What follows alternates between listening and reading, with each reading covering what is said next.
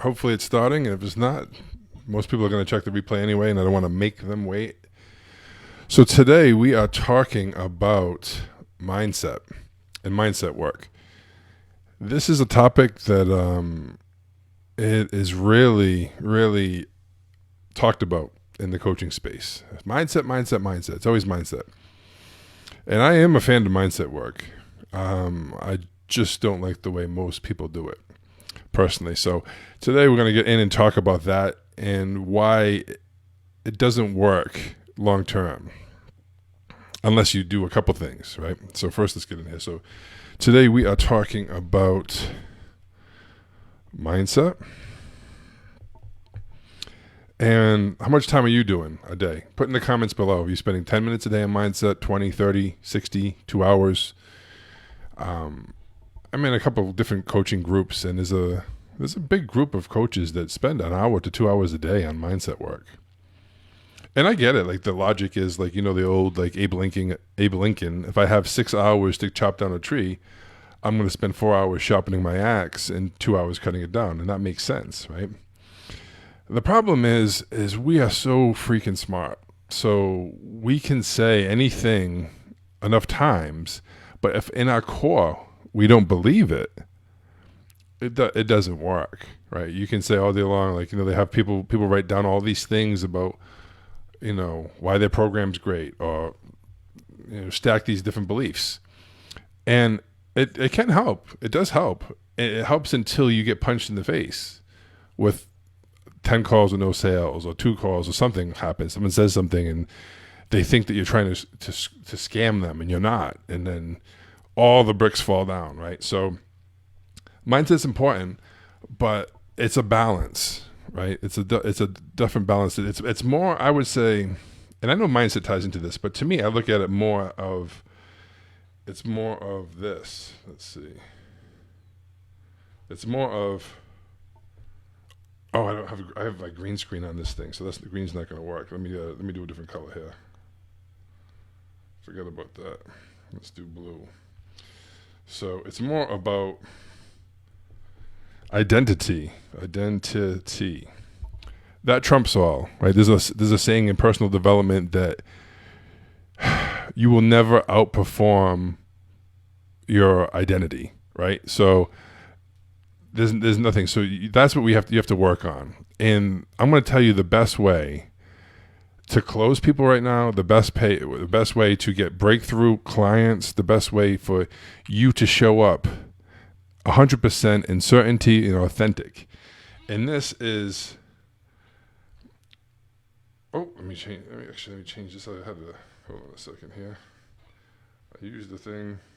This is from yesterday. That's funny. Anyway, we'll continue. Life goes on.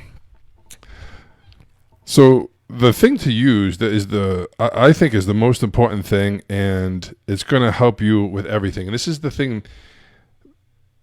Oops. I'm on here. Oh my God, what is all this stuff here? There we go. All right, and this is this is the truth. Okay, right? To me, the truth equals love, right? There is nothing more caring and compassionate that you can do for someone than to tell them the truth, even when it's not pretty, even when they don't want to hear it, right? It's the most important thing. So what does this mean, right? So I always say that there is no sales technique, there's no NLP embedded command, there's no hypnotic language pattern, there's no special clothes that cuts through like the truth, right? That's when you show up as you and you speak your truth and you're independent from the outcome. You just have to speak the truth to them. And that's the only way people are going to shift. It's the only way. And you have to be congruent. So when they say something that makes you go, that doesn't make sense, right? You need to know how to call it out in a way where it's not so much confrontational, but if it has to be, sometimes it has to be.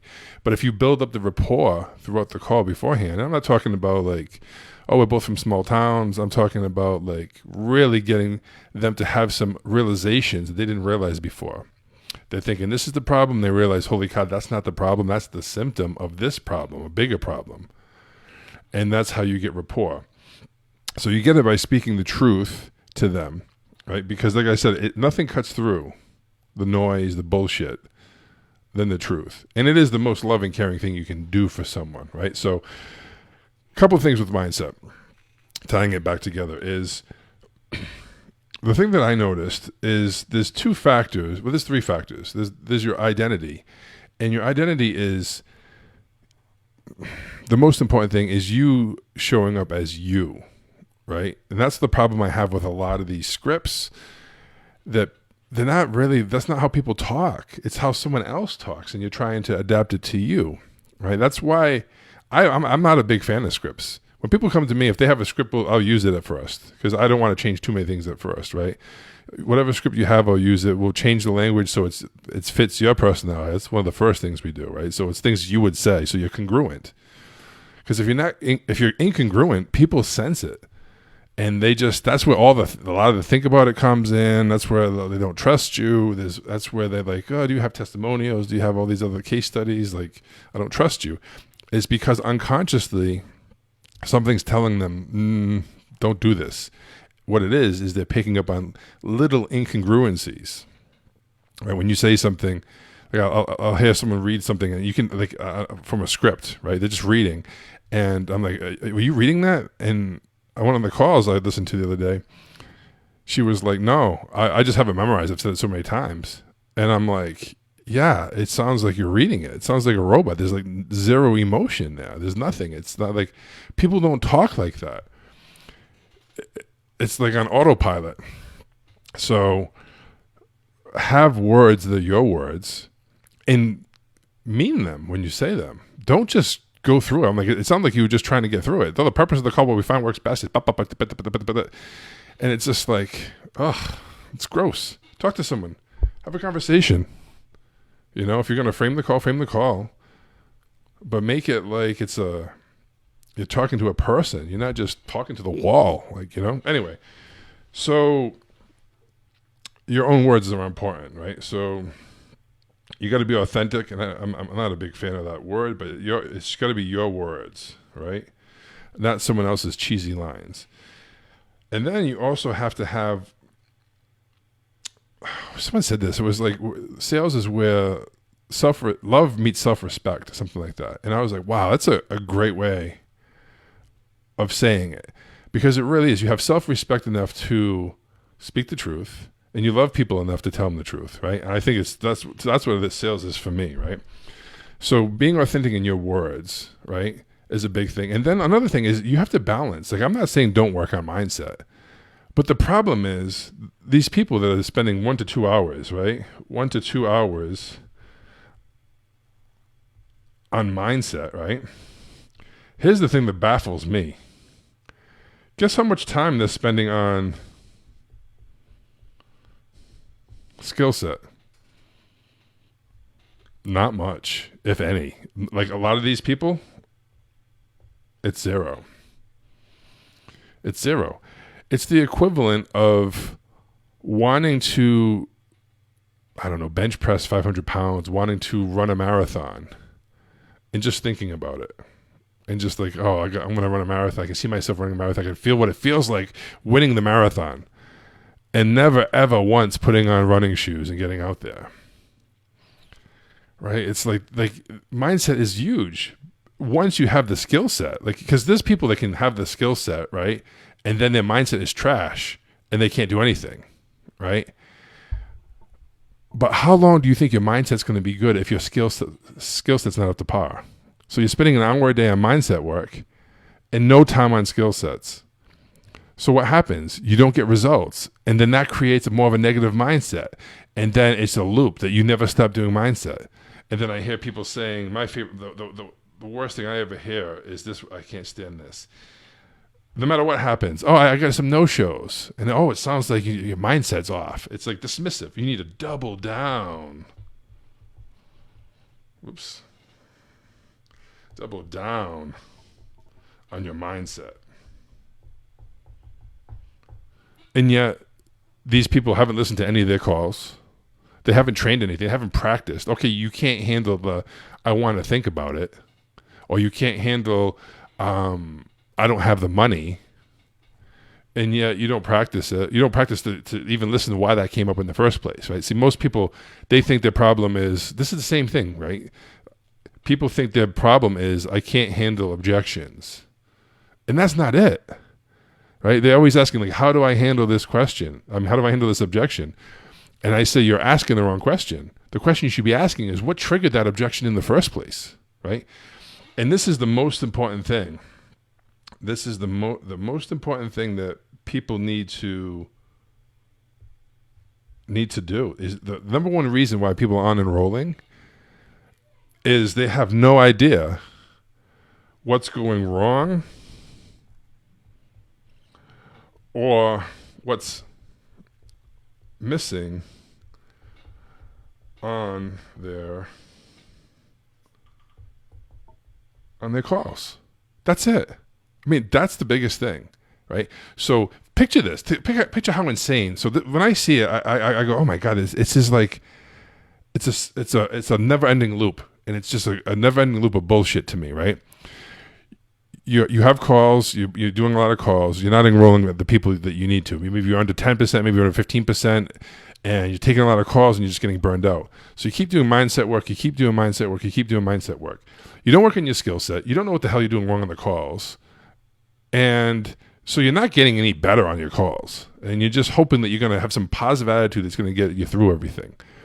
And it can help a little bit, but it's not going to take you from, like, if you don't, here's the first thing. The first thing is, if you don't know what's going wrong or missing on your calls, how can you fix it? How can you get better? It's impossible. That's why such a big part of my program is doing call breakdowns.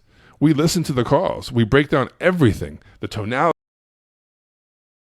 the pace, the question. What were you trying to do here? Why this is you're forcing this? Why are you forcing this? Why did you miss this? Did you hear when they said that?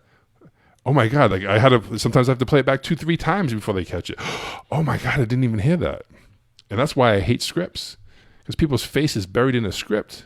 And they're not present. They're not missing everything, right? So the first thing is, what's going wrong? What's missing on your calls? The second thing is, it has to be your words, right? It's got to be you. It can't be someone else's script, someone else's long, bloated BS script trying to sound like someone else, listening to someone else talk and trying to be like them. It's ridiculous, right? So you have to know what's going wrong in your call so you can fix it. You gotta understand, like, that it's important to be completely authentic and in alignment with your own words, right? One of the things I do in the program too is I help people word things something that they would say to get the same point across. And sometimes this takes a little while, right? Because I say things very direct. And most of my clients don't talk like I do. They'll get the same point across, but they'll do it in their language, where it's not the same, but it gets the same result. And that's all we care about, is the result, right? And the third thing is you need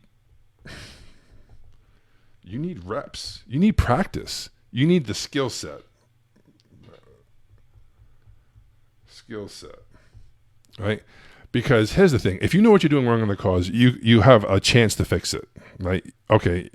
If you start using your own language in your own words, right, you're going to be in alignment and you're going to be congruent with yourself. And people are going to pick up on that. They're going to open up more. They're going to trust you more. And you're going to get more rapport, right? The third thing is, if you actually practice the stuff so you sound natural, right? So we go over things, we role play, we go over and over and over again until it's second nature, until you can have a conversation. So you're not just memorizing things, right? Think about if you ever drove a car that was like stick shift, a manual transmission, right? When you're first driving it, you're thinking, oh, I got to put the clutch in. Oh, I'm on a hill. Do I need the emergency brake? What do I do? You're thinking all these things, right? And then like a month or two later, once you get used to it, you're driving with one hand, you're drinking, drinking a water, you're shifting, you're having a conversation, you do all these things at once, not natural, right? So you got to build that skill. That's where the skill set comes in, right? And then you need constant feedback. Listening to the calls, it's a loop, right? We figure out what's going wrong. We put things in place to fix it. We get your own words. We train it. We rep it, and then we test it. It goes back. Okay, listen to another call. Okay, that's good. This is good. This is good. And then it keeps going. It keeps going. It keeps going. And then you can spend time on mindset if you want because it feels good. But you don't need to spend 1,000,000 hours a day on mindset, because when you're in alignment with yourself, when you know what the problem is, and you're practicing it, and your skill set's improving, and you know what the best thing in the world for your mindset is? Enrolling a handful of clients. That does wonders for your mindset, right? And then one of the things I say, I'm going to leave you guys with this. This is important too, because like let's say this is neutral, right? And then this client enrolls, and this one they say no, right? So the problem I see with a lot of people is if someone enrolls, man, they're skyrocketing. Like, oh, I'm top of the world. Everything's great. And when they get a no, they're down here. Oh, it's horrible. My life sucks. And that's a scary place to be, right? I've been in a group where people had 5 calls in a row that said yes, 10 calls in a row sometimes. And the first thing and they're celebrating. I'm like, that's cool. But the first thing I think about is, man, when they get 4 or 5 calls in a row with a no, they're going to be at the bottom here. They're going to be way at the bottom. So the thing is, when if you get an enrollment, you should be a little happy. If you don't get an enrollment, you should be, you shouldn't. It shouldn't vary that much. It really shouldn't change how you feel. It's hard though. I can't. I mean, of course, I'm happy when I can help somebody and they enroll versus if they don't, right? Especially, it sucks when like, fuck. I could have said something else. Like, when I think of that, damn it, like that bothers me. Like if I don't say everything I can, it's not so much about making the sale or not. It's about, did I do everything I could, and did I miss something? And then I get upset when I miss things, right? I go, oh man, how did I miss that? Shit, I was in my head, right? Because it happens. So I always say, you shouldn't be too happy if you get an enrollment, and you shouldn't be too sad if you don't. If you can keep that kind of even keel and be outcome independent, man, you're unstoppable, right? 4 things. You need to figure out what's going wrong in your calls, what's missing on your calls. You need to use your words. You need to create everything in your language so you can be authentic, so you can be in alignment, so you can be congruent, right? That's where the trust is going to come from, okay? Well, in other places. 3, you need to work on your skill set. You need to get the reps in. You need to role play. You need to train these things, right? And then you need the feedback loop. And you do that, and then you have and if you can adapt this where you're not too happy, you're not too sad based on the enrollment, and you're outcome independent. When you're outcome independent, that eliminates neediness, and there is nothing that kills a call faster than neediness. If you need help with any of this, if you want someone to listen to your calls to break it down, if you need someone to help you find words, if you're tired of a long bloated script that feels inauthentic, that's not even anything remotely you would say, if you want someone to help you with practice and get this done so you can master the art of enrollment, and you want that feedback loop, comment below or just send me a message. Put just type in enrollment or something below, or just send me a personal message. Just send me a message. Most people aren't going to put messages below. Send me a personal message, and we'll have a chat and see if it's something that works for you and me. All right, guys. Have a good one today. Take it easy. Later.